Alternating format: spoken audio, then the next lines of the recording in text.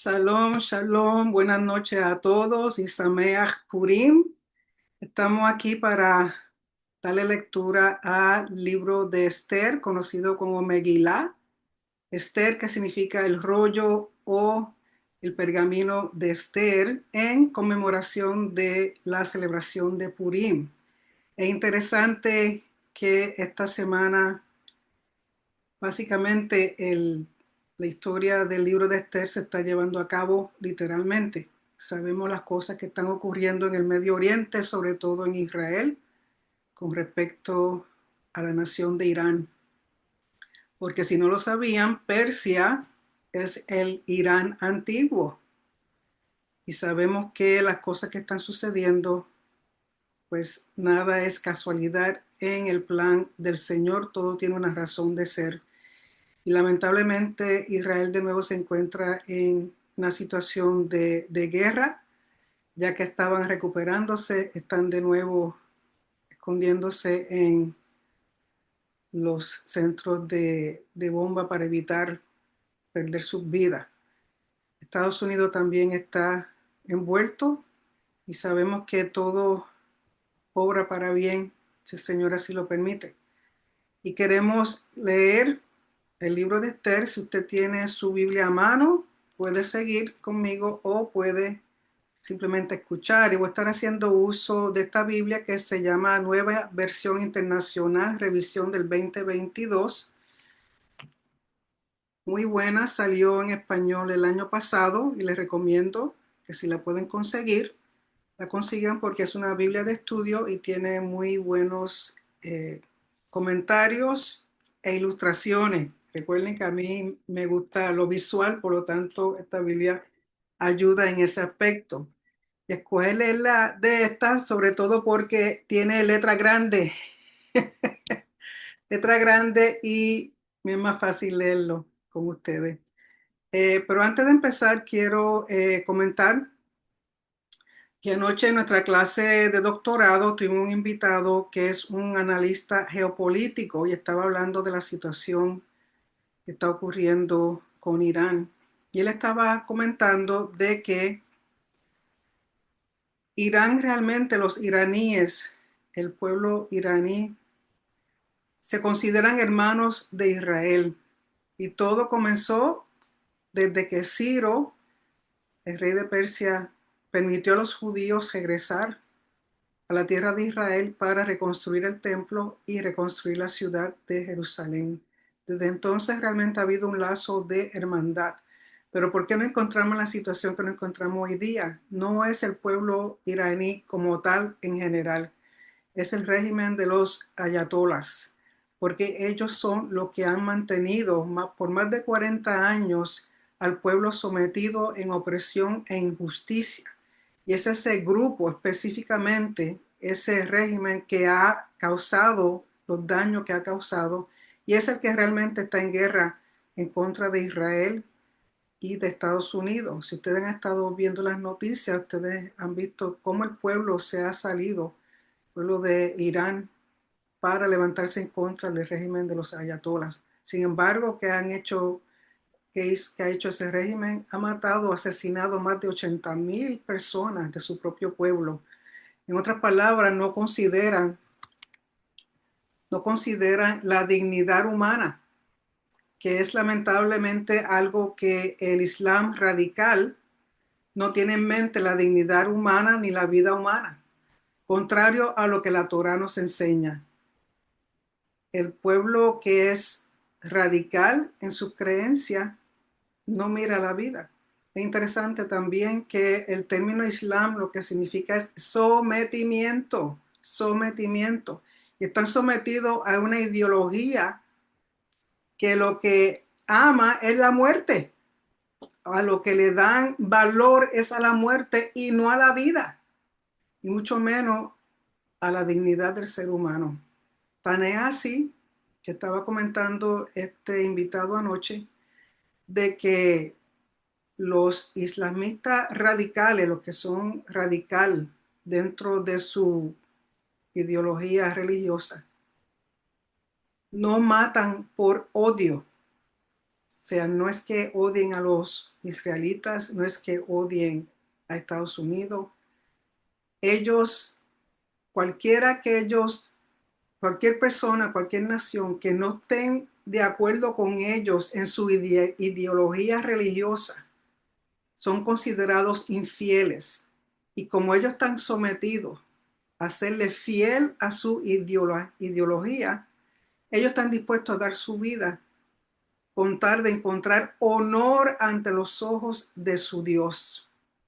Entonces, cuando cometen de estos actos de bombas suicidas e eliminan mucha gente, por ejemplo, las personas que murieron en el episodio del 7 de octubre, para ellos fue un gozo, en el sentido no porque los odiaban, sino porque habían matado a tanto infiel en honor en el nombre de su Dios.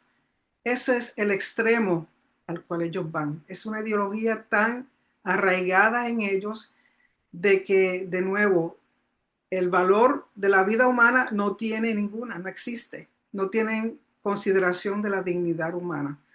El propósito de ellos es eliminar lo más de los infieles existentes. Es más, individuo que está hablando con nosotros, este señor nos estaba diciendo que el Islam ha matado más musulmanes y cristianos que los mismos judíos.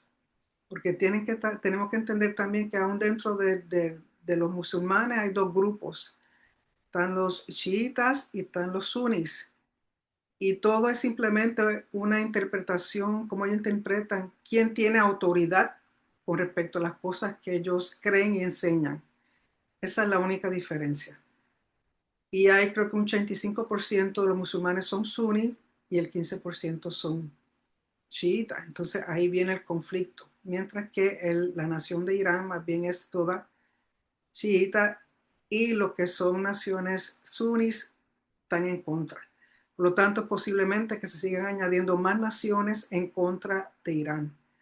Pero simplemente nuestra función es orar que el Señor tenga misericordia y guarde a su pueblo y guarde a todo aquel que cree en el Dios de Abraham, de Isaac y de Jacob y en su Mesías Yeshua.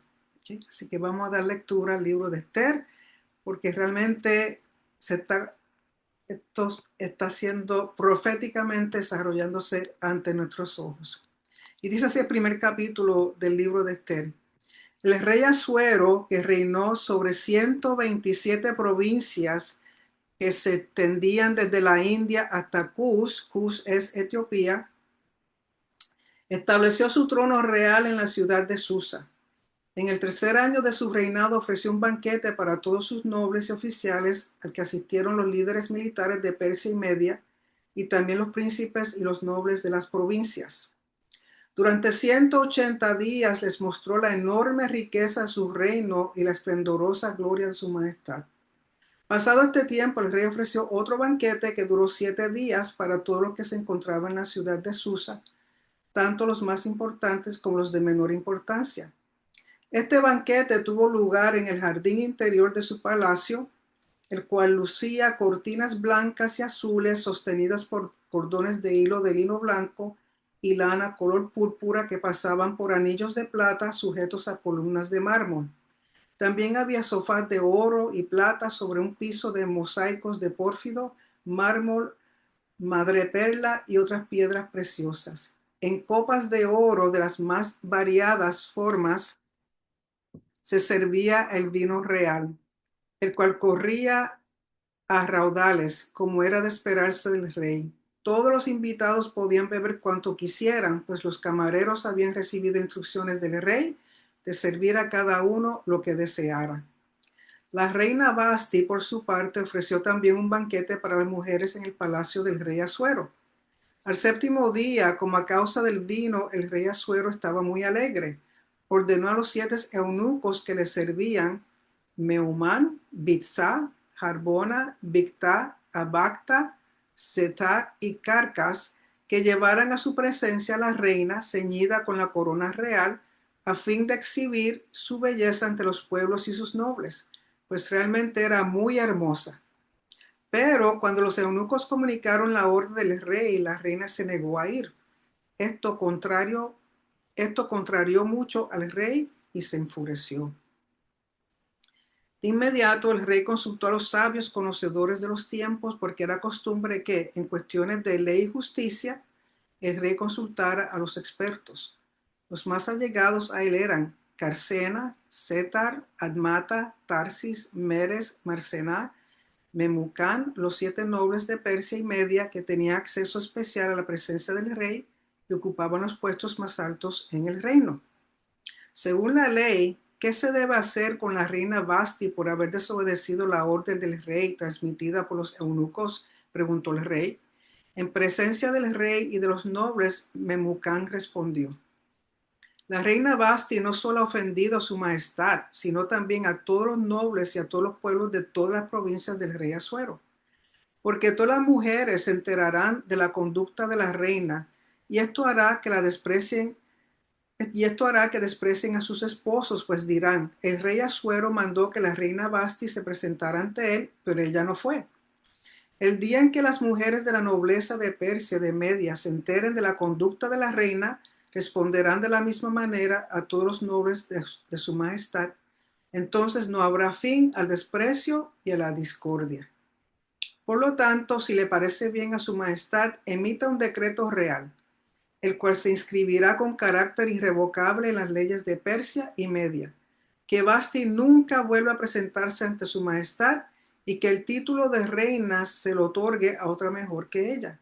Así, cuando el edicto real se dé a conocer por todo su inmenso reino, todas las mujeres respetarán a sus esposos, desde los más importantes hasta los menos importantes. Al rey y a sus nobles les pareció bien ese consejo, de modo que el rey hizo lo que había propuesto Memucán. Envió cartas por todo el reino a cada provincia de su propia escritura y a cada pueblo en su propio idioma, proclamando en la lengua de cada pueblo que todo hombre debe ejercer autoridad sobre su familia. Capítulo 2. Algún tiempo después, ya aplacada su furia, el rey Asuero se acordó de lo que había hecho Vasti y de lo que se había decretado contra ella. Entonces los ayudantes personales del rey hicieron una propuesta: que se busquen jóvenes vírgenes y hermosas para el rey, que nombre el rey para cada provincia de su reino delegados que reúnan a todas esas jóvenes hermosas en el harén de la ciudad de Susa, que sean puestas bajo el cuidado de Hegai, el eunuco encargado de las mujeres del rey, y que se les dé un tratamiento de belleza, y que reine en lugar de Vasti la joven que más le guste al rey. Esta propuesta agradó al rey y ordenó que así se hiciera. En la ciudad de Susa vivía un judío de la tribu de Benjamín, llamado Mardoqueo, hijo de Yair, hijo de Simi, hijo de Quis, uno de los capturados en Jerusalén y llevados al exilio cuando Nabucodonosor, rey de Babilonia, se llevó cautivo a Jeconías, rey de Judá. Mardoqueo tenía una prima llamada Hadasa. Esta joven, conocida también como Esther, a quien había criado porque era huérfana de padre y madre, tenía una figura atractiva y era muy hermosa. Al morir sus padres, Mardoqueo la adoptó como su hija. Cuando se proclamaron el edicto y la orden del rey, muchas jóvenes fueron reunidas en la ciudad de Susa y puestas al cuidado de Hegai. Esther también fue llevada al palacio del rey y confiada a Hegai, quien estaba a cargo del harén. La joven agradó a Hegai y se ganó su simpatía. Por eso él se apresuró a darle el tratamiento de belleza y los alimentos especiales. La asignó las 7 doncellas más distinguidas del palacio y la trasladó con sus doncellas al mejor lugar del harén. Esther no reveló a qué pueblo pertenecía ni sus antecedentes familiares porque Mardoqueo se lo había prohibido. Este se paseaba diariamente frente al patio del harén para saber cómo le iba a Esther y cómo la trataban.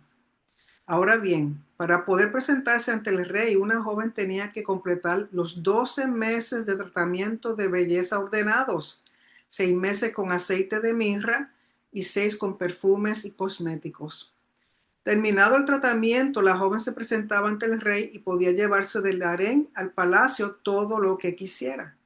Iba al palacio por la noche y a la mañana siguiente volvía a un segundo harén bajo el cuidado de Saasgaz, el eunuco encargado de las concubinas del rey. Y no volvía a presentarse ante el rey a no ser que él la deseara y la mandara a llamar. Cuando Esther, la joven que Mardoqueo había adoptado y que era hija de su tío Abijail, le llegó el turno de presentarse ante el rey, ella no pidió nada fuera de lo sugerido por Hegai, el eunuco encargado del harén del rey. Para entonces ella se había ganado la simpatía de todo el que la veía. Esther fue llevada al palacio real ante el rey Asuero en el mes 10, el mes de Tebet, durante el 7º año de su reinado. Si se fijan en los números, son muy importantes. Al rey le gustó Esther más que todas las demás mujeres, y ella se ganó su aprobación y simpatía más que todas las otras vírgenes. Así que él le ciñó la corona real y la proclamó reina en lugar de Vasti. Luego el rey ofreció un gran banquete en honor de Esther para todos sus nobles y oficiales. Declaró un día de fiesta en todas las provincias y distribuyó regalos con generosidad digna de un rey. Mientras las vírgenes se volvían a reunir, Mardoqueo permanecía sentado a la puerta del rey. Esther, por su parte, continuó guardando en secreto sus antecedentes familiares y a qué pueblo pertenecía, tal como Mardoqueo había ordenado, ya que seguía cumpliendo las instrucciones de Mardoqueo como cuando estaba bajo su cuidado. En aquellos días, mientras Mardoqueo seguía sentado a la puerta del rey, Bigtán y Teres, los dos eunucos del rey, miembros de la guardia, se enojaron y tramaron el asesinato del rey Asuero. Al enterarse Mardoqueo de la conspiración, se lo contó a la reina Esther, quien a su vez se lo hizo saber al rey de parte de Mardoqueo. Cuando se investigó el informe, se descubrió que era cierto, los dos eunucos fueron ahorcados. Todo esto fue debidamente anotado en los registros reales en presencia del rey. Capítulo 3. Después de estos acontecimientos, el rey Asuero honró a Amán, hijo de Amedata, el descendiente de Agag, ascendiéndolo a un puesto más alto que el de todos los demás nobles que estaban con él. Y tenemos que recordar que Agag, descendiente de Agag, era un amalecita, de Amalek. Todos los servidores de palacio asignados a la puerta del rey se postraron ante Amán y le rendían homenaje porque así lo había ordenado el rey. Pero Mardoqueo no se postraba ante él ni le rendía homenaje. Y un comentario que había leído que él nos le rendía homenaje porque Amán llevaba en su cinturón un ídolo. Y recuerden que la idolatría es algo que en el judaísmo no va. Entonces los servidores de palacio asignados a la puerta del rey preguntaron a Mardoqueo: ¿por qué desobedeces la orden del rey? Día tras día se lo reclamaban, pero él no les hacía caso. Por eso lo denunciaron a Amán para ver si seguía tolerándose la conducta de Mardoqueo, ya que éste les había confiado que era judío. Cuando Amán se dio cuenta de que Mardoqueo no se postraba ante él ni le rendía homenajes, se enfureció. Y cuando le informaron a qué pueblo pertenecía Mardoqueo, desechó la idea de matarlo solo a él y buscó la manera de exterminar a todo el pueblo de Mardoqueo, es decir, a los judíos que vivían por todo el reino de Asuero. Para determinar el día y el mes se echó el pur, es decir, la suerte en presencia de Amán, en el mes primero, que es el mes de Nisán, del año 12º del reinado de Asuero. Y la suerte cayó sobre el mes 12º, el mes de Adar.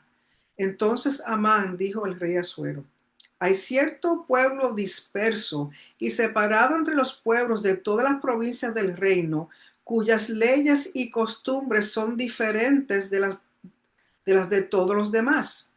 No obedecen las leyes del reino y a su majestad no le conviene tolerarlos. Si le parece bien, emita a su majestad un decreto para aniquilarlos y yo depositaré en manos de los administradores 10,000 talentos de plata para el tesoro real. Entonces el rey se quitó el anillo que llevaba su sello y se lo dio a Amán, hijo de Amedata, descendiente de Agag y enemigo de los judíos. Quédate con el dinero, dijo el rey a Amán, y haz con ese pueblo lo que mejor te parezca. El día 13 del mes primero se convocó a los secretarios del rey. Redactaron en la escritura de cada provincia y en el idioma de cada pueblo todo lo que Amán ordenaba a los sátrapas del rey, a los gobernadores de las varias provincias y a los nobles de los diferentes pueblos. Todo se escribió en nombre del rey Asuero y se selló con el anillo real. Luego se enviaron los documentos por medio de los mensajeros a todas las provincias del rey con la orden de exterminar, matar y aniquilar a todos los judíos, jóvenes y ancianos, mujeres y niños, y saquear sus bienes en un solo día, el día 13 del mes duodécimo, es decir, el mes de Adar.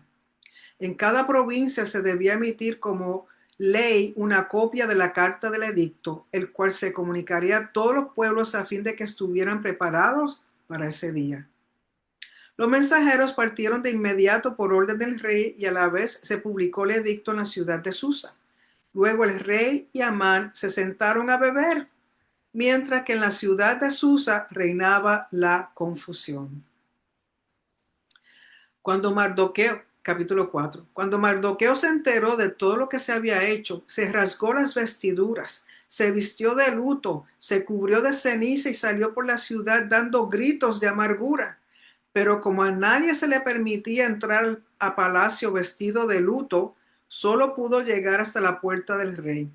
En cada provincia donde llegaban el edicto y la orden del rey, había gran duelo entre los judíos, con ayuno, llanto y lamentos. Muchos de ellos, vestidos de luto, se tendían sobre la ceniza. Cuando las criadas y los eunucos de la reina Esther llegaron y le contaron lo que pasaba, ella se angustió mucho y envió ropa a Mardoqueo para que se la pusiera en lugar de la ropa de luto, pero él no la aceptó. Entonces Esther mandó llamar a Hatac, uno de los eunucos del rey puesto al servicio de ella, y le ordenó que averiguara qué preocupaba a Mardoqueo y por qué actuaba de esa manera. Así que Hatac salió a ver a Mardoqueo, que estaba en la plaza de la ciudad frente a la puerta del rey. Mardoqueo contó todo lo que le había sucedido, mencionando incluso la cantidad exacta de dinero que Amán había prometido pagar al tesoro real por la aniquilación de los judíos. También le dio una copia del texto del edicto promulgado en Susa que ordenaba el exterminio para que se le mostrara a Esther, se lo explicara y le ordenara que se presentara ante el rey para implorar clemencia e interceder en favor de su pueblo. Hatac regresó e informó a Esther lo que Mardoqueo había dicho. Entonces ella ordenó a Hatac que dijera a Mardoqueo: todos los servidores del rey y el pueblo de las provincias del reino saben que para cualquier hombre o mujer que sin ser invitado por el rey se acerque a él en el patio interior, hay una sola ley: la pena de muerte. La única excepción es que el rey, extendiendo su cetro de oro, le perdone la vida. En cuanto a mí, hace ya 30 días que el rey no me ha pedido presentarme ante él. Cuando Mardoqueo se enteró de lo que había dicho Esther, mandó a decirle: no te imagines que por estar en casa del rey serás la única que escape con vida de entre todos los judíos. Si ahora te quedas absolutamente callada, de otra parte vendrán el alivio, la liberación para los judíos, pero tú y la familia de tu padre perecerán. ¿Quién sabe si precisamente has llegado al trono para un momento como este? Esther envió a Mardoqueo esta respuesta: ve y reúne a todos los judíos que están en Susa para que ayunen por mí. Durante 3 días no coman ni beban ni de día ni de noche. Yo por mi parte ayunaré con mis doncellas al igual que ustedes. Cuando cumpla con esto me presentaré ante el rey, por más que vaya en contra de la ley. Y si perezco, que perezca. Entonces Mardoqueo fue y cumplió con todas las instrucciones de Esther. Capítulo 5. Al tercer día, Esther se puso sus vestiduras reales y fue a pararse en el patio interior del palacio frente a la sala del rey. El rey estaba sentado allí en su trono real frente a la puerta de entrada. Cuando vio a la reina Esther de pie en el patio, se mostró complacido con ella y le extendió el cetro de oro que tenía en la mano. Entonces Esther se acercó y tocó la punta del cetro. El rey preguntó: ¿Qué te pasa, reina Esther? ¿Cuál es tu petición? Aun cuando fuera la mitad del reino, te lo concedería. Si le parece bien a su majestad, respondió Esther, venga hoy al banquete que ofrezco en su honor y traiga también a Amán. Vayan de inmediato por Amán para que podamos cumplir con el deseo de Esther, ordenó el rey. Así que el rey y Amán fueron al banquete que ofrecía Esther. Cuando estaban brindando, el rey volvió a preguntarle a Esther: dime qué deseas y te lo concederé. ¿Cuál es tu petición? Aun cuando fuera la mitad del reino, te lo concedería. Esther respondió: mi deseo y petición es que, si me he ganado el favor de su majestad, si le agrada cumplir mi deseo y conceder mi petición, venga su majestad mañana con Amán al banquete que les voy a ofrecer y entonces le daré la respuesta. Amán salió aquel día muy contento y de buen humor, pero cuando vio a Mardoqueo en la puerta del rey y notó que no se levantaba ni temblaba ante su presencia, se llenó de ira contra él. No obstante, se contuvo y se fue a su casa. Luego llamó a Amán a sus amigos y a Zeres su esposa, e hizo alarde de su enorme riqueza y de sus muchos hijos, y de cómo el rey lo había honrado en todo sentido, ascendiéndolo sobre sus nobles y oficiales. Es más, añadió Amán, yo soy el único a quien la reina Esther invitó al banquete que le ofreció el rey, y también me ha invitado a acompañarlo mañana. Pero todo esto no significa nada para mí mientras vea a ese judío Mardoqueo sentado a la puerta del rey. Su esposa Zeres y todos sus amigos le dijeron: haz que se coloque una horca de 50 codos de altura y por la mañana pídele al rey que cuelgue en ella a Mardoqueo. Así podrás ir contento al banquete con el rey. La sugerencia agradó a Amán y mandó que se colocara la horca. Capítulo 6.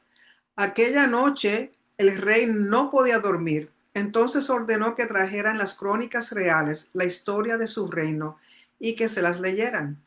Allí constaba que Mardoqueo había delatado a Bigtán y Teres, dos de los eunucos del rey, miembros de la guardia de la entrada, que habían tramado asesinar al rey Asuero.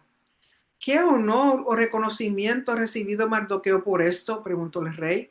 No se ha hecho nada por él, respondieron sus ayudantes personales. Amán acababa de entrar en el patio exterior del palacio para pedirle al rey que colgara a Mardoqueo en la horca que había mandado levantar para él. Así que el rey preguntó: ¿quién anda en el patio? Sus ayudantes respondieron: el que anda en el patio es Amán. Que pase, ordenó el rey. Cuando entró Amán, el rey le preguntó: ¿cómo se debe tratar al hombre a quien el rey desea honrar? Entonces Amán dijo para sí: ¿a quién va a querer honrar el rey sino a mí? Así que contestó: para el hombre a quien el rey desea honrar, que se mande traer una vestidura real que el rey haya usado y un caballo en el que haya montado y que lleve en la cabeza una corona real. La vestidura y el caballo deberán entregarse a uno de los nobles más ilustres del rey para que vista el hombre a quien el rey desea honrar y que lo pasee a caballo por las calles de la ciudad proclamando a su paso: así se trata al hombre a quien el rey desea honrar. Ve de inmediato, dijo el rey Amán, toma la vestidura y el caballo, tal como lo ha sugerido, y haz eso mismo con Mardoqueo, el judío que está sentado a la puerta del rey. No descuides ningún detalle de todo lo que has recomendado. Así que Amán tomó la vestidura y el caballo, vistió a Mardoqueo y lo llevó a caballo por las calles de la ciudad, proclamando a su paso: así se trata al hombre a quien el rey desea honrar. Después Mardoqueo volvió a la puerta del rey, pero Amán regresó triste y apurado a su casa, tapándose la cara, y contó a su esposa Zeres y a sus amigos todo lo que había sucedido. Entonces sus consejeros y su esposa Zeres dijeron: si Mardoqueo, ante quien has comenzado a caer, es de origen judío, no podrás contra él. Sin duda acabará siendo derrotado. Mientras todavía estaban hablando con Amán, llegaron los eunucos del rey y lo llevaron deprisa al banquete ofrecido por Esther. Capítulo 7. El rey y Amán fueron al banquete de la reina Esther y al segundo día, mientras brindaban, el rey preguntó otra vez: Dime qué deseas, reina Esther, y te lo concederé. ¿Cuál es tu petición? Aun cuando fuera la mitad del reino, te lo concederé. Esther respondió: Si me he ganado el favor de su majestad, y si le parece bien, mi deseo es que me conceda la vida. Mi petición es que se compadezca de mi pueblo, porque a mí y a mi pueblo se nos ha vendido para exterminio, muerte, aniquilación. Si solo se nos hubiera vendido como esclavos, yo me habría quedado callada, pues tal angustia no sería motivo suficiente para inquietar a su majestad. El rey preguntó: ¿Y quién es ese que se ha atrevido a concebir semejante barbaridad? ¿Dónde está? El adversario y enemigos es este miserable de Amán, respondió Esther. Amán quedó aterrorizado ante el rey y la reina. El rey se levantó enfurecido, dejó de beber y salió al jardín del palacio. Pero Amán, dándose cuenta de que el rey ya había decidido su fin, se quedó para implorarle a la reina Esther que le perdonara la vida. Cuando el rey volvió del jardín del palacio a la sala del banquete, Amán estaba inclinado sobre el sofá donde Esther estaba recostada. Al ver esto, el rey exclamó: ¿Y todavía se atreve este a violar a la reina en mi presencia y en mi casa? Tan pronto como el rey pronunció estas palabras, cubrieron el rostro de Amán. Y Harbona, uno de los eunucos que atendían al rey, dijo: Hay una horca de 50 codos de altura junto a la casa de Amán. Él mandó colocarla para Mardoqueo, el que intervino en favor del rey. Cuélguelo en ella, ordenó el rey. De modo que colgaron a Amán en la horca que él había mandado levantar para Mardoqueo. Con eso se aplacó la furia del rey. Capítulo 8. Ese mismo día el rey Asuero dio a la reina Esther las propiedades de Amán, el enemigo de los judíos. Mardoqueo se presentó ante el rey porque Esther le había dicho cuál era su parentesco con ella. El rey se quitó el anillo con su sello, el cual había recuperado de Amán, y se lo obsequió a Mardoqueo. Esther, por su parte, lo designó administrador de las propiedades de Amán. Luego Esther volvió a interceder ante el rey, se echó a sus pies y con lágrimas en los ojos suplicó que pusiera fin al malvado plan que Amán, el agageo, había maquinado contra los judíos. El rey extendió a Esther el cetro de oro. Entonces ella se levantó y, permaneciendo de pie ante él, dijo: Si me he ganado el favor de su majestad y si piensa que es correcto hacerlo y está contento conmigo, dígnese dar una contraorden que invalide los decretos para aniquilar a los judíos que están en todas las provincias del reino, los cuales fraguó y escribió Amán, hijo de Amedata, el agageo. Porque ¿cómo podría yo ver la calamidad que se cierne sobre mi pueblo? ¿Cómo podría ver impasible el exterminio de mi gente? El rey Asuero respondió entonces a la reina Esther y a Mardoqueo el judío: Debido a que Amán atentó contra los judíos, he dado sus propiedades a Esther y a él lo han colgado en la horca. Redacten ahora en mi nombre otro decreto en favor de los judíos como mejor les parezca y séllenlo con mi anillo real. Un documento escrito en mi nombre y sellado con mi anillo es imposible de revocar. De inmediato fueron convocados los secretarios del rey.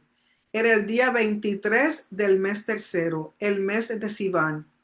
Se escribió todo lo que Mardoqueo ordenó a los judíos y a los sátrapas, gobernadores y nobles de las 127 provincias que se extendían desde la India hasta Cus. Esas órdenes se promulgaron en la escritura de cada provincia y en el idioma de cada pueblo, también en la escritura e idioma propios de los judíos. Mardoqueo escribió los decretos en nombre del rey Asuero, los selló con el anillo real y los envió por medio de mensajeros del rey que montaban veloces corceles de las caballerizas reales. El edicto del rey facultaba a los judíos de cada ciudad a reunirse y defenderse, a exterminar, matar y aniquilar a cualquier fuerza armada de otro pueblo o provincia que los atacara a ellos o a sus mujeres y niños. También apoderarse de los bienes de sus enemigos. Para llevar esto a cabo en todas las provincias del rey Asuero, se fijó el día 13 del mes 12, que es el mes de Adar. En cada provincia se emitiría como ley una copia del texto del edicto y se daría a conocer a todos los pueblos. Así los judíos estarían preparados ese día para vengarse de sus enemigos. Los mensajeros, siguiendo las órdenes del rey, salieron deprisa montando veloces corceles. El edicto se publicó también en la ciudad de Susa. Mardoqueo salió de la presencia del rey vistiendo ropas reales de color azul y blanco, una gran corona de oro y un manto de hilo de lino fino color púrpura. La ciudad de Susa estalló en gritos de alegría. Para los judíos, aquel fue un tiempo de luz y de alegría, júbilo y honor. En cada provincia y ciudad a donde llegaban el edicto y la orden del rey había alegría y regocijo entre los judíos, con banquetes y festejos, y muchas personas de otros pueblos se hicieron judíos por miedo a ellos. Capítulo 9. El edicto y la orden del rey debían ejecutarse el día 13 del mes 12, que es el mes de Adar. Los enemigos de los judíos esperaban dominarlos ese día, pero ahora se habían invertido los papeles y los judíos dominaban a quienes los odiaban. En todas las provincias del rey Asuero, los judíos se reunieron en sus respectivas ciudades para atacar a los que procuraban su ruina. Nadie podía combatirlos porque el miedo a ellos se había apoderado de todos. Los nobles de las provincias, los sátrapas, los gobernadores y los administradores del rey apoyaban a los judíos porque el miedo a Mardoqueo se había apoderado de todo ello. Mardoqueo se había convertido en un personaje distinguido dentro del palacio real. Su fama se extendía por todas las provincias y cada vez se hacía más poderoso. Los judíos mataron a filo de espada a todos sus enemigos. Los mataron, aniquilaron, hicieron lo que quisieron con quienes los odiaban. En la ciudad de Susa mataron y aniquilaron a 500 hombres.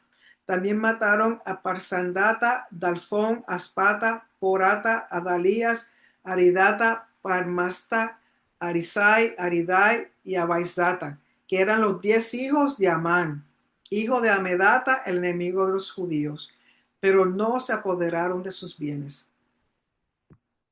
Ese mismo día, al enterarse el rey del número de muertos en la ciudad de Susa, dijo a la reina Esther: si los judíos han matado y aniquilado a 500 hombres y a los 10 hijos de Amán en la ciudad de Susa, ¿qué no habrán hecho en el resto de las provincias del reino? Dime cuál es tu deseo y se te concederá. ¿Qué otra petición tienes? Se cumplirá tu deseo. Si a su majestad le parece bien, respondió Esther, concédeles permiso a los judíos de Susa para prorrogar hasta mañana el edicto de este día y permita que sean colgados en la horca los 10 hijos de Amán. El rey ordenó que se hiciera así. Se emitió un edicto en Susa y los 10 hijos de Amán fueron colgados. Los judíos de Susa se reunieron también el día 14 del mes de Adar y mataron allí a 300 hombres, pero no se apoderaron de sus bienes. Mientras tanto, los judíos restantes que estaban en las provincias del rey también se reunieron para defenderse y librarse de sus enemigos. Mataron a 75,000 de quienes los odiaban, pero tampoco se apoderaron de sus bienes. Esto sucedió el día 13 del mes de Adar.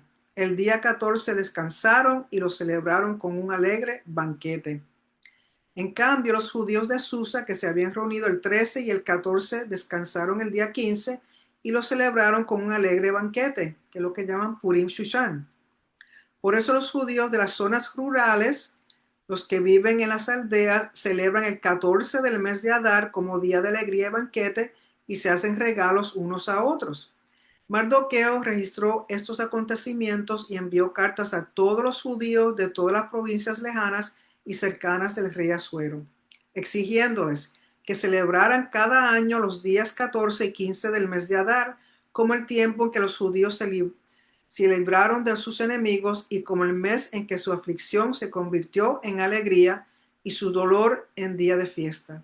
Por eso debían celebrarlos como días de banquete de alegría, compartiendo los alimentos los unos con los otros y dándoles regalos a los pobres. Así los judíos acordaron convertir en costumbre lo que habían comenzado a festejar, cumpliendo lo que Mardoqueo les había ordenado por escrito. Porque Amán, hijo de Amedata, el agageo, el enemigo de todos los judíos, había maquinado aniquilar a los judíos y había echado el pur, es decir, la suerte. Por eso se llama Purim, para confundirlos y aniquilarlos. Pero cuando Esther se presentó ante el rey, éste ordenó por escrito que el malvado plan maquinado por Amán contra los judíos debía recaer sobre su propia cabeza, y que él y sus hijos fueran colgados en la horca. Por tal razón a estos días se los llamó Purim, de la palabra pur. Conforme a todo lo escrito en esta carta y debido a lo que habían visto y a lo que les había sucedido, los judíos establecieron para ellos y sus descendientes y para todos los que se les unieran la costumbre de celebrar sin falta estos 2 días cada año según la manera prescrita y en la fecha fijada. Toda familia y cada provincia y ciudad debía recordar y celebrar estos días en cada generación. Y estos días de Purim no debían dejar de festejarse entre los judíos, ni debía morir su recuerdo entre sus descendientes. La reina Esther, hija de Abijail, junto con Mardoqueo el judío, escribieron con plena autoridad para confirmar esta segunda carta con respecto a los días de Purim. Él envió decretos a todos los judíos de las 127 provincias del reino de Asuero con palabras de buena voluntad y seguridad, para establecer los días de Purim en las fechas fijadas según lo decretado por Mardoqueo el judío y la reina Esther, y como lo habían establecido para sí mismos y para sus descendientes, con algunas cláusulas sobre ayunos y lamentos. El decreto de Esther confirmó estas normas con respecto a Purim y quedó registrado por escrito. Capítulo 10. El rey Asuero impuso tributo por todo el imperio, incluyendo las islas del mar. Todos los hechos de poder y autoridad de Mardoqueo, junto con un relato completo de la grandeza a la cual lo elevó el rey, se hallan registrados en las crónicas de los reyes de Media y Persia. El judío Mardoqueo fue preeminente entre su pueblo y segundo en jerarquía después del rey Asuero. Alcanzó gran estima entre sus muchos compatriotas porque procuraba el bien de su pueblo y promovía su bienestar. Así que con eso es toda la lectura del libro de Esther. Y como si pusieron atención, muchas de las cosas que ocurrió hoy día están ocurriendo. Y a pesar de que en ningún momento se nombra el nombre del Señor, de Hashem, sabemos que es el que está tras bastidores haciendo que todo caiga en su sitio y que todo se hiciera a favor del pueblo judío. Primeramente, Esther fue escogida como reina, siendo judía, siendo una huérfana. Su primo Mardoqueo o su tío, en algunos sitios dicen que es su tío, otros dicen que es su primo, pero su familiar, que fue quien la crió, siempre pendiente a ella. Y no es una casualidad que en el momento en que Mardoqueo quiere presentarse al rey, él tiene no puede dormir y le leen las crónicas y recuerda lo que Mardoqueo hizo a favor del rey y lo quiere honrar. Para ese entonces Amán, como es el noble más distinguido, es a quien escoge el rey para que honre a Mardoqueo. Ustedes se imaginan la cara de ese hombre cuando se enteró de que tenía que hacer lo que él mismo propuso, que él pensaba que era para él. Pero no fue así. Y tuvieron triunfo y tuvieron victoria debido a la humildad de una jovencita que pidió que se ayunara, que todos los judíos ayunaran con ella. Y lógico, si están ayunando, ¿a quién están orando? A Hashem, al Elohim de Israel. Y esa oración y esos ayunos fueron vistos y escuchados y fueron liberados. Así que sabemos que a la larga, Israel será completamente libre de todos sus enemigos, de todos aquellos que quieren verlos aniquilados, destruidos, porque sabemos que han pasado muchos imperios e Israel continúa en pie. Israel es la señal más real y verídica de que Hashem existe. Si hay alguien que no cree que en Hashem, tiene que simplemente mirar a Israel. La historia de Israel, cómo ha sobrevivido, cómo se mantiene en pie, cómo es un pueblo a pesar de las situaciones, cómo se ha multiplicado, cómo han se han levantado, como aún dentro de problemas de guerra y situaciones, su economía es cuando mejor está. En la ciencia, en la salud, son una eminencia. O sea que es el pueblo bendecido a pesar de. Imagínense si todos estuvieran observando la Torah, porque lamentablemente no todos observan la Torah. Pero imagínense si así fuera. Por el poquito, el por ciento de observantes, de los que son sadikim, Hashem honra su promesa, Hashem honra su palabra sobre su pueblo. Y si nosotros decimos que somos Israel, tenemos que unirnos, orar, estar de pie por nuestro pueblo, por nuestros hermanos, sobre todo en estos momentos. No desechemos al pueblo que Hashem mismo no ha desechado. Sigamos orando por esta situación que está ocurriendo, porque de nuevo, todo lo que está escrito, todas las profecías tienen tres tiempos, un ayer, un hoy y un mañana. Así que mantengámonos en la expectativa de las cosas grandes y maravillosas que ha hecho, que hace, seguirá haciendo Hashem por su pueblo y por todo aquel que cree, que camina en la Torá y sobre todo que creemos en Yeshua, nuestro Mashiach. Así que sigan confiados, sigan esperanzados, sigan orando, sigan ayunando, que veremos la victoria en todas las cosas. Y tenemos que orar porque esa ceguera ideológica que tienen los musulmanes, ellos vean la verdadera luz y conozcan al verdadero Elohim. Porque mientras ellos crean en esa ideología falsa, no hay forma que podamos luchar realmente en contra de ellos.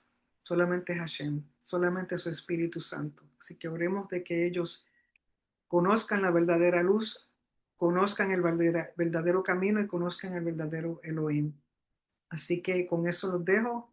Muchas gracias por los que se unieron, por aquellos que se tomaron el tiempo de la lectura del libro de Esther. Así que Sameach Purim a todos. Bendiciones.